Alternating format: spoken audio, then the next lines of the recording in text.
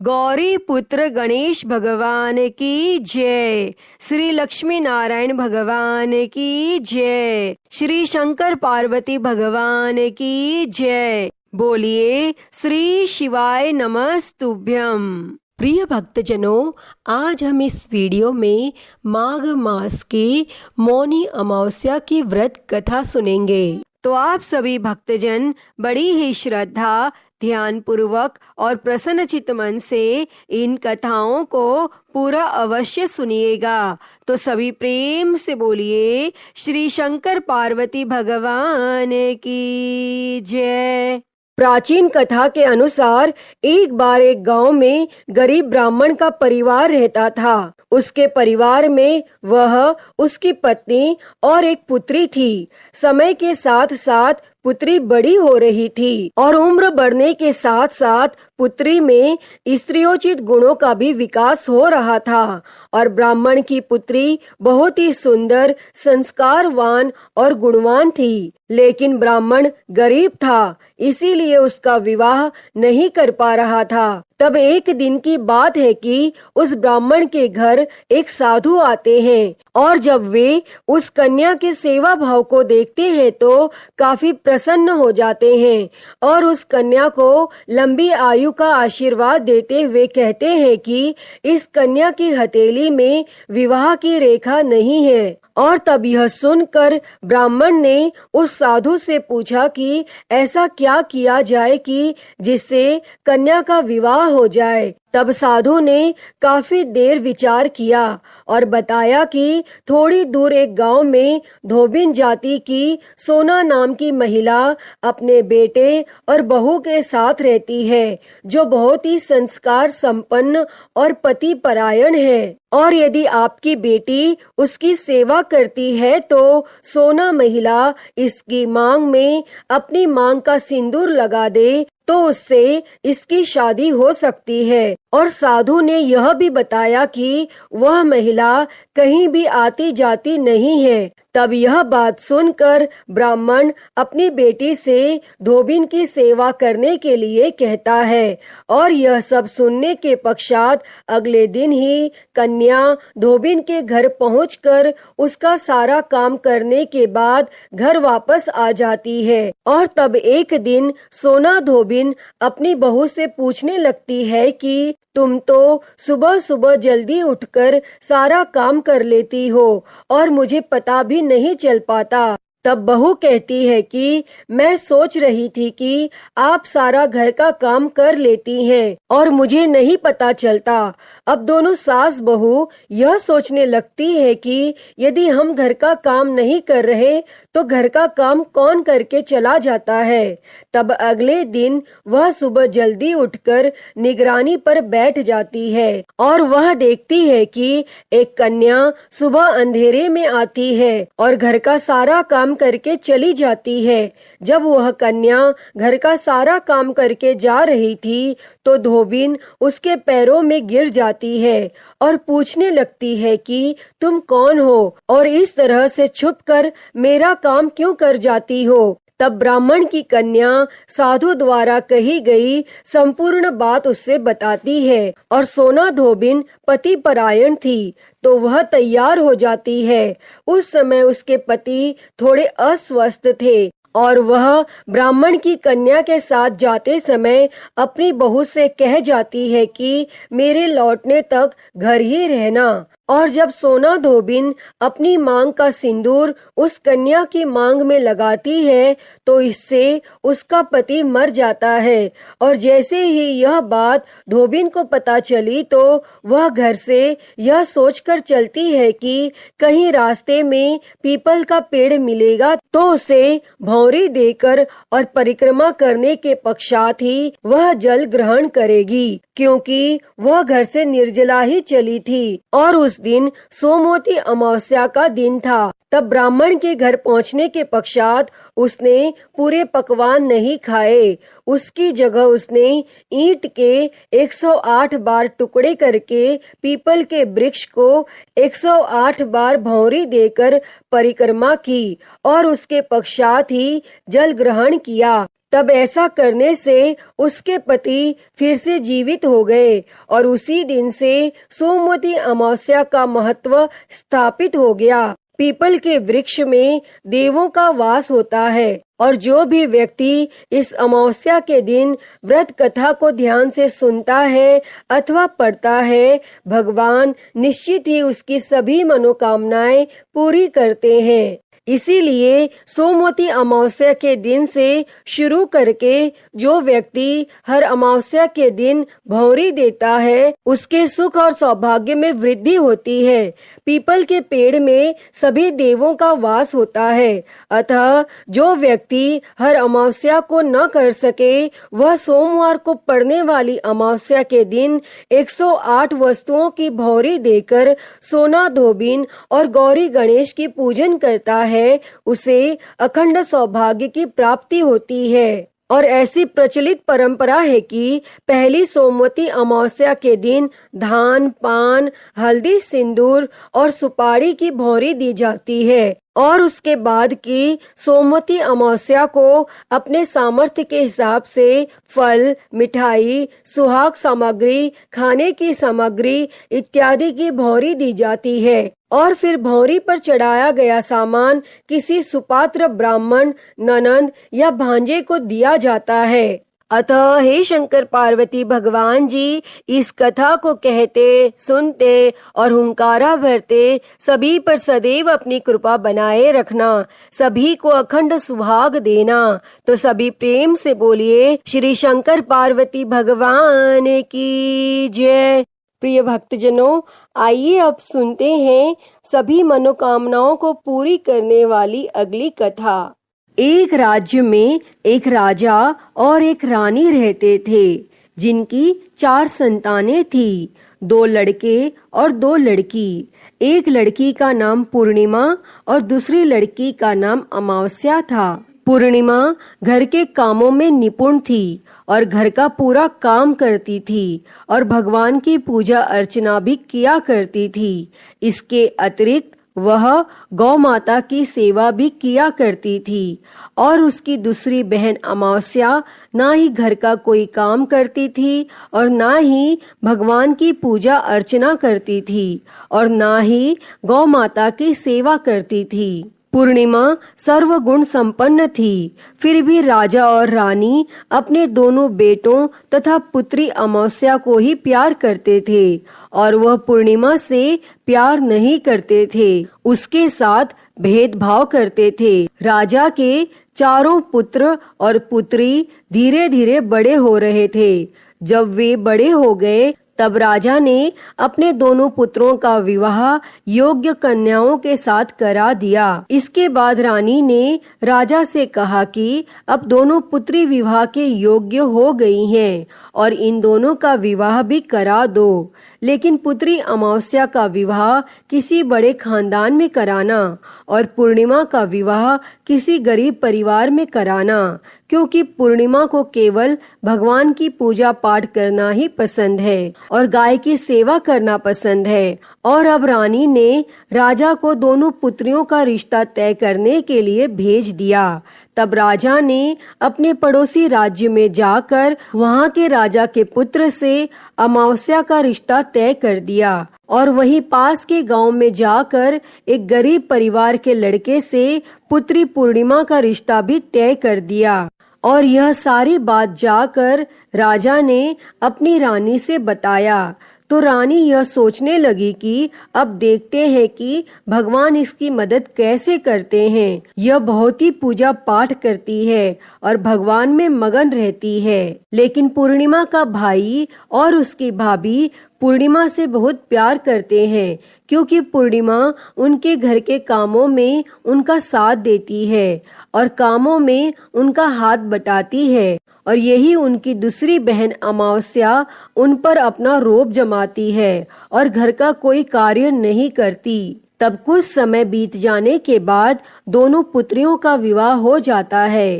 राजा और रानी विवाह के बाद अपनी दोनों पुत्रियों को विदाई देते हैं और विदाई देते समय राजा और रानी पुत्री अमावस्या को बहुत सारा धन और दौलत देकर विदा करते हैं और पूर्णिमा को कुछ भी नहीं देते, खाली हाथ अपने घर से विदा कर देते हैं। इसके बाद दोनों बहनें अपने अपने ससुराल को चली जाती हैं। तब कुछ दिन बीत जाते हैं और एक दिन अमावस्या अपने घर पर भगवान शिव जी की कथा रखती है, जिसमें वह सभी गांव वालों को निमंत्रण देती है, लेकिन अपनी बहन पूर्णिमा को नहीं बुलाती। और जब गांव की सभी औरतें अमावस्या के यहाँ जाती हैं तो यहाँ सब दृश्य पूर्णिमा अपने घर के दरवाजे के बाहर बैठकर देख रही होती है। तब वहाँ से गुजर रही औरतें पूर्णिमा से कहती हैं कि तुम्हारी बहन के यहाँ भगवान शिव जी की कथा रखी है, क्या तुम नहीं चलोगी? तब पूर्णिमा ने कहा, मुझे निमंत्रण नहीं आया है, मैं नहीं जा सकती।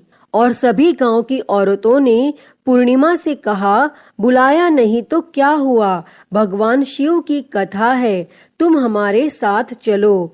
तब गांव की सभी औरतों की बात मानकर पूर्णिमा भी उनके साथ भगवान शिव की कथा में अमावस्या के घर चली जाती हैं।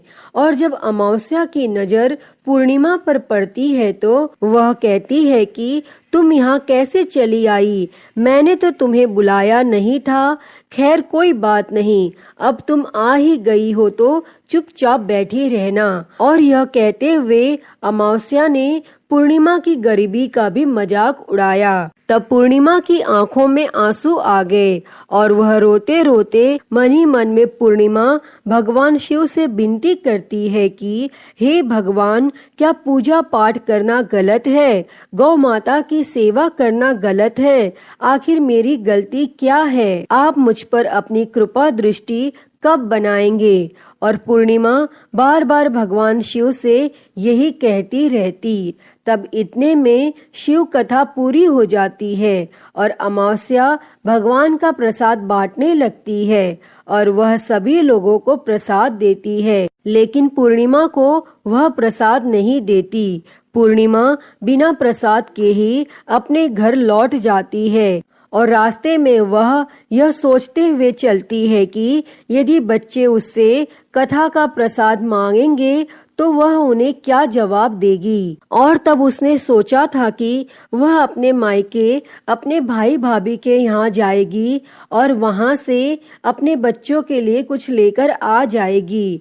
ऐसा सोचते हुए वह अपने घर वापस लौट आई और घर वापस लौट कर आने के बाद वह अपने पति और बच्चों से कहती है कि वह अपने मायके जा रही है। तब पति ने कहा, ठीक है। और कुछ समय बाद पूर्णिमा अपने मायके के लिए रवाना हो गई। तब चलते चलते रास्ते में एक चबूतरा आया जिस पर तुलसी का पौधा लगा था और वहीं पर एक बूढ़ी अम्मा बैठी हुई थी। वह कोई और नहीं, साक्षात तुलसी माँ थी। और उस बूढ़ी माता ने पूर्णिमा से कहा, बिटिया तुम कौन हो और कहाँ जा रही हो? तब पूर्णिमा अपना परिचय देती है और परिचय देने के बाद बूढ़ी औरत ने पूर्णिमा से कहा कि यहाँ तुलसी का पौधा सूख रहा है, इसमें थोड़ा सा पानी डाल दो और इस चबूतरे की साफ सफाई कर दो, जिससे मुझे थोड़ी ठंडक मिलेगी। तब पूर्णिमा ने कहा कि ठीक है माँ, मैं तुलसी में पानी डाल देती हूँ और यहाँ की साफ सफाई भी कर देती हूँ। फिर पूर्णिमा ने साफ सफाई करने के बाद बूढ़ी अम्मा को भी नहला दिया और बूढ़ी अम्मा की भी सेवा की, उनके पैर दबाए और बूढ़ी अम्मा से कहा कि माँ जी और बताइए मैं आपकी क्या सेवा करूँ, और कोई काम है तो बता दीजिए, मैं वह भी कर दूंगी। तब बूढ़ी अम्मा ने कहा, कुछ नहीं, अब तुम जाओ और वापस आते समय मुझसे मिलते हुए जाना। तब पूर्णिमा ने बूढ़ी अम्मा से कहा, ठीक है माँ जी, मैं जाती हूँ और वापस आते वक्त आपसे मिलते हुए जाऊंगी। तब कुछ समय आगे चलने के बाद एक शिव मंदिर आया और वहाँ पर उसे एक बूढ़े बाबा मिले जो मंदिर के बाहर बैठे हुए थे और वह कोई और नहीं, साक्षात भोलेनाथ थे। उन्होंने पूर्णिमा से कहा कि कहाँ जा रही हो बेटी, तुम कौन हो? तब पूर्णिमा ने अपना परिचय दिया। तब उस बूढ़े बाबा ने पूर्णिमा से कहा, इस चबूतरे की और इस मंदिर की सफाई कर दो। तब पूर्णिमा ने मंदिर की और चबूतरे की साफ सफाई कर दी और वहां पर पूजा पाठ अर्चना भी की। और साफ सफाई पूजा अर्चना करने के बाद उसने बूढ़े बाबा को भी नहला दिया और उनसे कहा कि बाबा और कोई काम हो तो बताइए। तब बूढ़े बाबा ने कहा, नहीं बेटी, अब तुम जाओ और वापस आते वक्त मुझसे मिलते हुए जाना। तब पूर्णिमा ने कहा, ठीक है बाबा, मैं जाती हूँ, वापस आते हुए आपसे मिलते हुए जाऊंगी। और आगे चलते चलते कुछ दूर चलने के बाद पूर्णिमा को एक काली जी का मंदिर दिखा।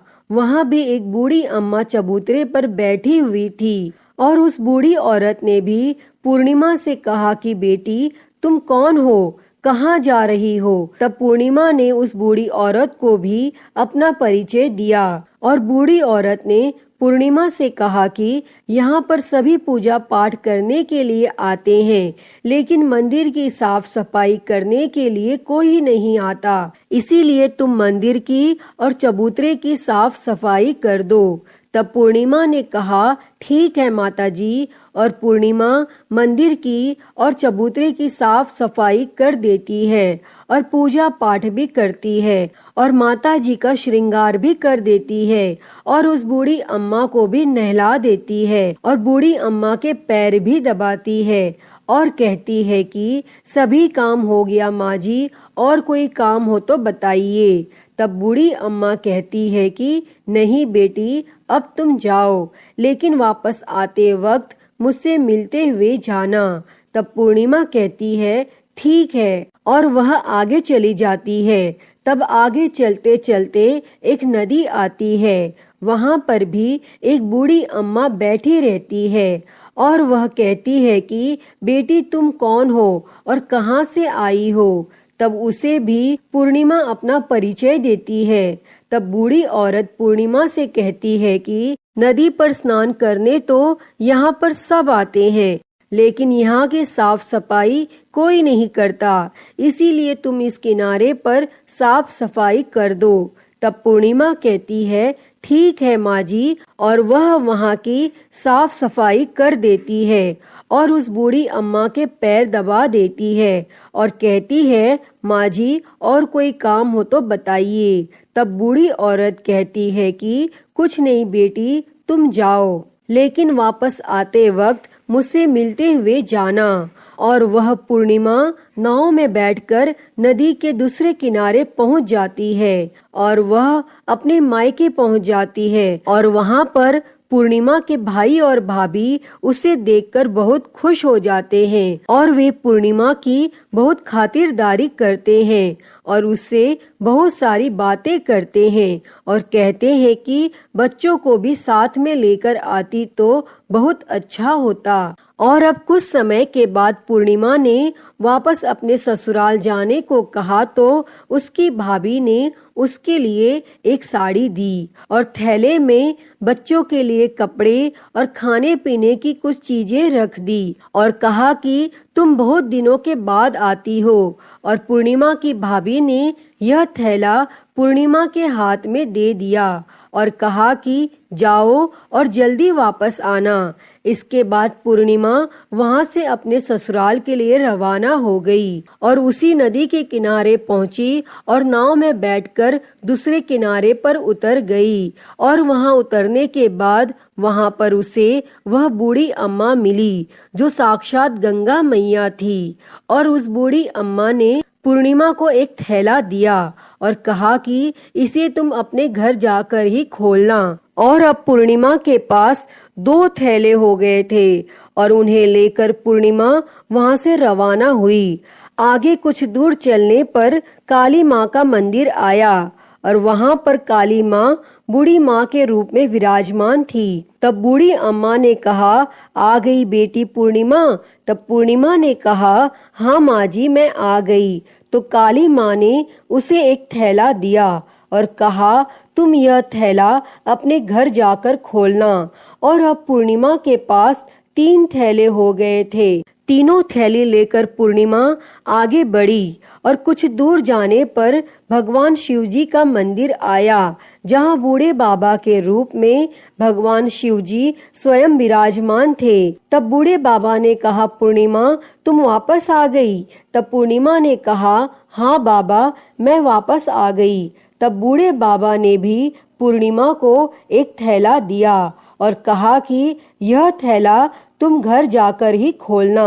तब पूर्णिमा ने कहा ठीक है। और अब पूर्णिमा के पास 4 थैले हो गए थे और अब पूर्णिमा 4 थैले कैसे ले जाती। तब उसने एक पुरानी साड़ी निकाली और उन सभी थैलों का एक गड्ढा बनाया और अपने सर पर रखकर वहां से रवाना हो गई। तब कुछ दूर जाने के बाद उसे तुलसी माँ बूढ़ी औरत के रूप में मिलती है और कहती है, पूर्णिमा तुम आ गई?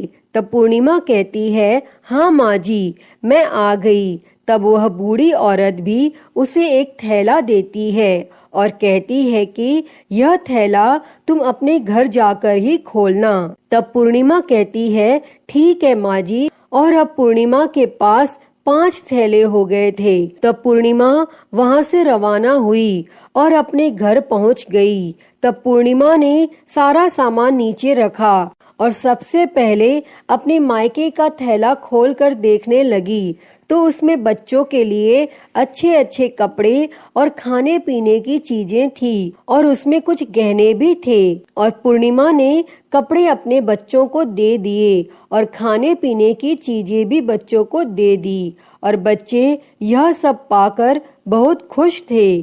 अब पूर्णिमा ने दूसरा थैला खोला जो उसे गंगा मैया ने दिया था। उसमें ढेर सारे हीरे जवाहरात सोने चांदी आदि थे।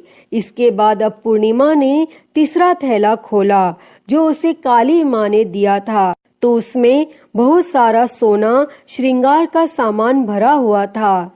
इसके बाद पूर्णिमा ने चौथा थैला खोला जो उसे भगवान शिव ने दिया था। उसमें बहुत सारा धन संपत्ति भरा हुआ था और बहुत सारी खुशियां भरी हुई थी। इसके बाद अब पूर्णिमा ने 5वां थैला खोला जो उसे तुलसी माँ ने दिया था और वह थैला चावल दाल और 7 प्रकार की खाने की चीजों से भरा हुआ था। अब पूर्णिमा के घर में किसी भी चीज की कमी नहीं थी। उसका घर धन धान्य से भरा हुआ था और परिपूर्ण था। अब पूर्णिमा और उसका परिवार सुख से जीवन व्यतीत करने लगा। अब पूर्णिमा के मन में विचार आया कि क्यों ना शिवजी की कथा कराई जाए। तब उसने शिवजी की कथा में एक कार्यक्रम रखा और पूर्णिमा ने गांव के सभी लोगों को निमंत्रण दिया और घर घर जाकर सभी लोगों को बुलाया। और पूर्णिमा अपनी बहन अमावस्या के घर भी गई और अमावस्या को भी भगवान शिवजी की कथा के लिए उसने अपने घर पर बुलाया।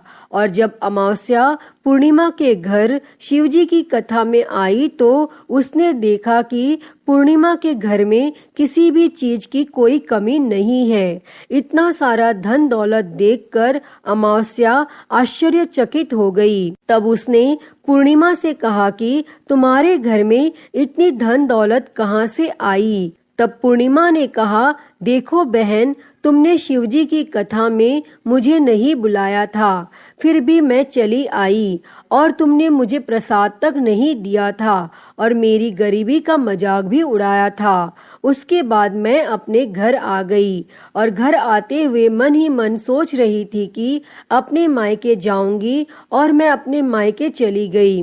तब जो कुछ घटना इस बीच हुई वह सभी घटना उसने अपनी बहन अमावस्या को बता दी। तब अमावस्या कहती है कि तुम भी मुझे प्रसाद मत दो और मुझे डांट लो, लेकिन पूर्णिमा ने कहा कि यह तो भगवान का प्रसाद है, मैं तो सबको दूंगी और तुम्हें भी दूंगी। फिर भी अमावस्या ने प्रसाद नहीं लिया और वह सीधे अपने घर चली गई और घर जाकर अपने बच्चों से कहकर वह अपने मायके जाने के लिए तैयार हो गई और मायके के लिए निकल गई। और उसे भी रास्ते में चलते चलते तुलसी माँ मिली जो चबूतरे पर बूढ़ी माँ के रूप में बैठी हुई थी। तब बूढ़ी माँ ने अमावस्या से कहा, बेटी कौन हो तुम, कहाँ जा रही हो? तब अमावस्या ने अपना परिचय दिया। तब बूढ़ी माँ ने कहा कि बेटी, यह तुलसी का पौधा सूख रहा है, इसमें थोड़ा सा पानी डाल दो और इस चबूतरे की साफ सफाई कर दो। इस पर अमावस्या ने कहा, बुढ़िया, तुझे दिखाई नहीं दे रहा कि मैंने इतनी महंगी साड़ी पहन रखी है, यह गंदी हो जाएगी। और वह ऐसा कहकर वहां से आगे चली गई। आगे जाने पर उसे भगवान शिव मिले और उन्हें भी अमावस्या ने ऐसा ही कहा। उसके बाद आगे जाने पर उसे काली माँ मिली और उन्हें भी अमावस्या ने यही सारी बातें कही। तब आगे जाने पर उसे गंगा माँ मिली और गंगा माँ से भी इसने यही सब कहा और आगे चली गई। और इसके बाद अमावस्या जब नाव में बैठने लगी तो नाव में फूलों की जगह कांटे भरे थे जो उसके पैरों में चुभ रहे थे और वह किनारे पर उतरकर अपने मायके चली गई। और जब मायके में उसको उसकी भाभियों ने तथा भाइयों ने देखा तो मन ही मन कहने लगे कि काम की न काज की, 2.5 मन अनाज की। अब आ ही गई हो तो ठीक है, पूर्णिमा तो हमारे कामों में हाथ बटाती थी और यह कोई काम करेगी तो नहीं। अब उन्होंने खाना बनाया और खा पीकर सभी सो गए। और अमावस्या जब सुबह उठी और अपनी भाभियों से कहा कि मैं अपने ससुराल जा रही हूँ, तब उन्होंने कहा कि ठीक है, जाओ। तब अमावस्या बोली, पूर्णिमा को तो तुमने एक थैला दिया था और मुझे कुछ नहीं दोगे क्या? तब भाई और भाभी ने कहा, तुम घर जाओ, थैले तुम्हारे घर पहुंच जाएंगे। फिर अमावस्या वहां से निकल गई और नदी के किनारे पहुंची और वहां गंगा मैया बूढ़ी औरत का रूप धारण करके बैठी हुई थी। तब बूढ़ी माँ ने कहा, आ गई बेटी? तो उसने कहा कि हाँ, मैं आ गई। और तुमने तो पूर्णिमा को एक थैला दिया था और मुझे नहीं दोगी क्या? तब बूढ़ी अम्मा ने कहा, तुम घर जाओ, थैले तुम्हारे घर पर पहुंच जाएंगे। इसके बाद आगे चलने पर उसे काली मैया मिली। उन्होंने भी अमावस्या को यही बात कही। और इसके बाद और आगे जाने पर उसे भगवान शिव मिले और उन्होंने भी अमावस्या से यही बात कही।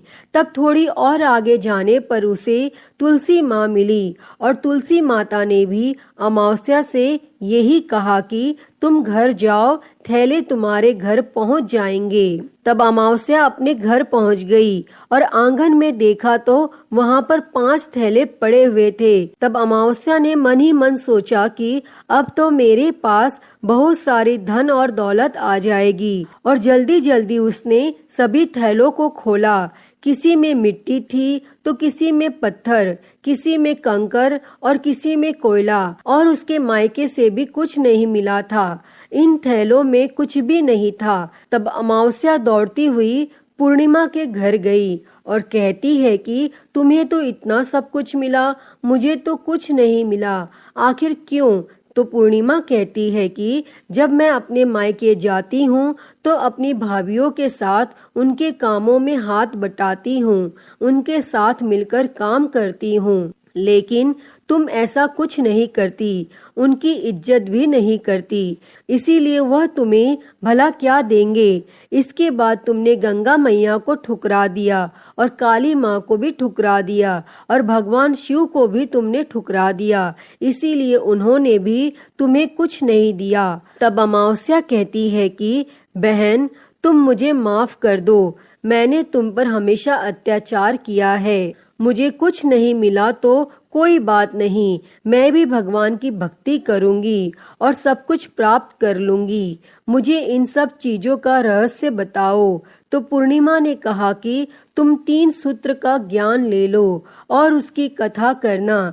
पहले सूत्र में दया मांगना, दूसरे सूत्र में कथा मांगना और तीसरे सूत्र में 108 बार ओम नमः शिवाय का जाप करना। बहन, भगवान ने यह सूत्र दिए हैं, इनको अपने हृदय में बसा लेना। मैंने भी यह 3 सूत्र अपने जीवन में अपनाए थे और सच्चे मन से भगवान की भक्ति पूजा पाठ की थी, फिर भगवान ने मुझे यह सब कुछ दिया है और तुम्हारे पास जो कुछ था वह भी सब खत्म हो गया। तब इसके बाद अमावस्या अपने घर गई और भगवान की पूजा पाठ करने लगी और भगवान शिव से माफी मांगी और गौ माता की सेवा भी की और दूसरों की मदद भी करने लगी। अतः हे भगवान भोलेनाथ जी, जिस प्रकार आपने पूर्णिमा पर अपनी कृपा दृष्टि बरसाई, वैसी ही कृपा दृष्टि इस कथा को कहते, सुनते और हुंकारा भरते